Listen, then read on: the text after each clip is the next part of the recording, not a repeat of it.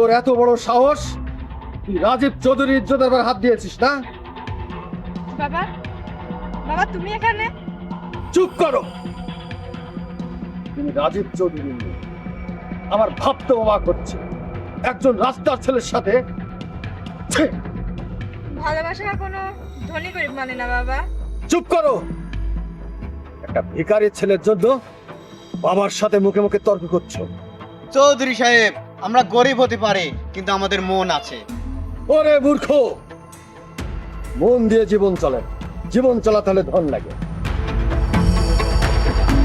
চলে আয়, চলে আয় মৌসুমী। এই রাস্তার ছেলের হাত ছেড়ে দিয়ে চলে আয়। চৌধুরী সাহেব, আমার কাছ থেকে মৌসুমীকে কেউ আলাদা করতে পারবে না।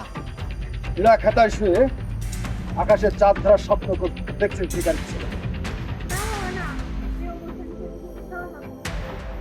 ঠিক আছে, আজ ফলে তোমার সামনে আমি ওমরের বুকে গুলি করে ঝাঁঝরা করে দেবো। চালান গুলি চৌধুরী সাহেব, আজ আমি আমার তাজা রক্ত দিয়ে আমার ভালোবাসার প্রমাণ দিয়ে ছাড়বো। না, আমি তাকে তোমার কোনো ক্ষতি হতে দেবো না। চালাও বাবা গুলি, আমার বুকে গুলি চালাও। না মৌসুমী না, তোমার কিছু হলে আমি কাকে নিয়ে বাঁচবো? চৌধুরী সাহেব, আমার বুকে গুলি চালান। ঠিক আছে, আমিও দেখছি ওদের ভালোবাসার জোর কতদূর।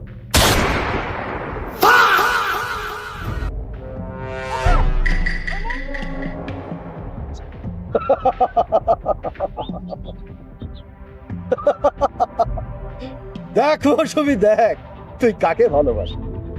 সামান্য একটা গুলির আওয়াজে মাথা ঘুরে পড়ে গেছে। বাবা, ওর মন অনেক বড় কিন্তু হাতটা একটু দুর্বল। ওঠো ওমর, ওঠো।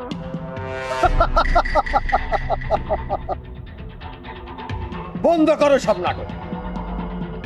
যে ছেলে সামান্য একটা গুলির আওয়াজ শুনে মাথা ঘুরে পড়ে গেছে, সে সারা জীবন কিভাবে আমার মেয়েকে রক্ষা করবে?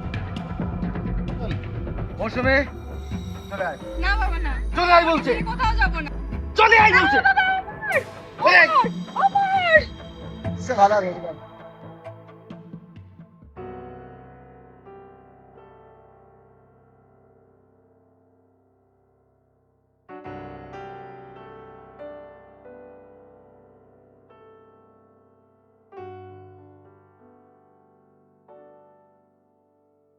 ডন, ডন, বলো বাবা। ঘটককে আসতে বলেছিলাম, তার কি হলো? আমি তো ঘটককে আসতে বলেছি। বেলা তো অনেক হলো, এখনো তোমার ঘটক আসার সময় হলো না। চিন্তা করো বাবা, কিছুক্ষণের মধ্যে চলে আসবে। শোনো ডন, যত দ্রুত সম্ভব আমি মৌসুমীকে দিয়ে দিই। আমিও চাই বাবা, কারণ মৌসুমে আমাদের মান সম্মান সব ধরে মিশিয়ে দিচ্ছে।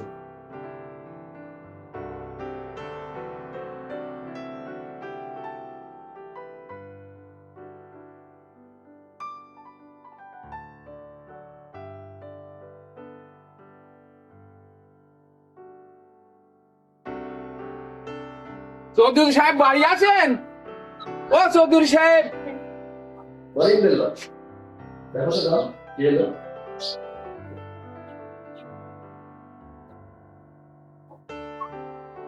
আরে ঘটক সাহেব, আসেন আসেন। আরে তোমার বাবা আছে নাকি? হ্যাঁ আছে আছে ভাই। খারাপ, খারাপ। আরেকটা দিয়ে দাও।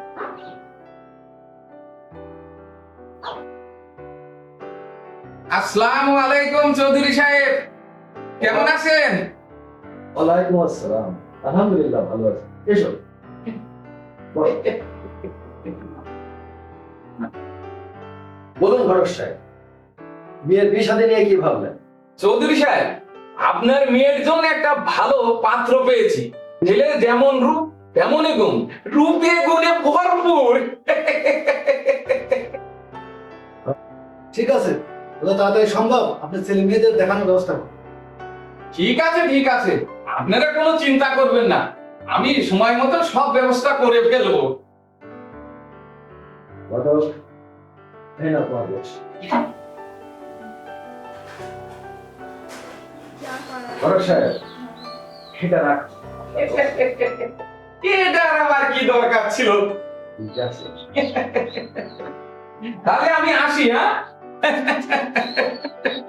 বাবা আমি আসি।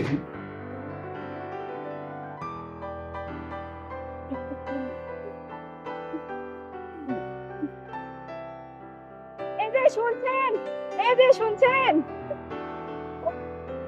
শুনছেন? আরে মৌসুমী, তুমি এখানে? আচ্ছা, আপনি কি পাগল? কিছুই বোঝেন না? মানে কি মৌসুমী? তোমার কথা তো আমার কিছুই মাথায় ঢুকছে না। আচ্ছা, আপনি আমার বিয়ের জন্য ছেলে খুঁজছেন, আপনার উপর কি একটু বিশ্বাস নেই? কি বলছো মৌসুমী? এ শুনে তো আমার নিজেরই মাথা ঘুরছে গো। হ্যাঁ, আমি ঠিকই বলছি। আমার নিজের অজান্তে আমি তোমাকে ভালোবেসে ফেলেছি। নাউজুবিল্লাহ, নাউজুবিল্লাহ। এসব কি বলছো মৌসুমী? তুমি তো ভালোবাসো এই ওমর ছানিকে। আমি ওমর সানিকে আগে ভালোবাসতাম, কিন্তু এখন আমি আপনাকে ভালোবাসি। তোমার ভালোবাসা পেতে হলে আমি সব কিছু করতে পারি। বলো আমার কি করতে হবে?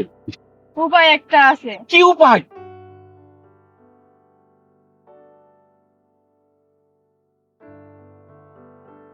ঘটক, দেখা হয়তো ভালোই হলো। আরে আপনার কাছেই আসছিলাম।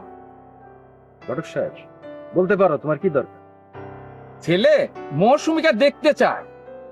আচ্ছা ঠিক আছে, তুমি পাত্রপক্ষকে আসতে বলো। এই হঠাৎ করে বাড়িতে এসে পাত্রী দেখা এই ছেলের পছন্দ না। তাহলে এ যুগের ছেলে তো কোনো একটা রেস্টুরেন্টে বসতে চায়। বুঝতে পারলাম। এই আপনি যদি অনুমতি দেন তাহলে আমি মৌসুমীকে নিয়ে যেতে চাই। ঠিক আছে ঘটক, তবে মনে রেখো কোনো কিছু যদি উল্টা পাল্টা হয় তাহলে তোমার খবর আছে, বলে দিলাম। ঠিক আছে।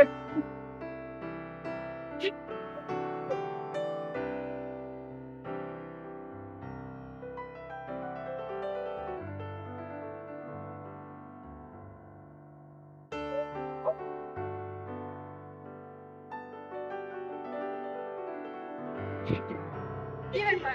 লাফালাফি করছো কেন? এই আসো, তুমিও নাচো আমার সাথে। আজ থেকে তোমার আর আমার মাঝে কোনো বাধা নেই। নাচো নাচো নাচো।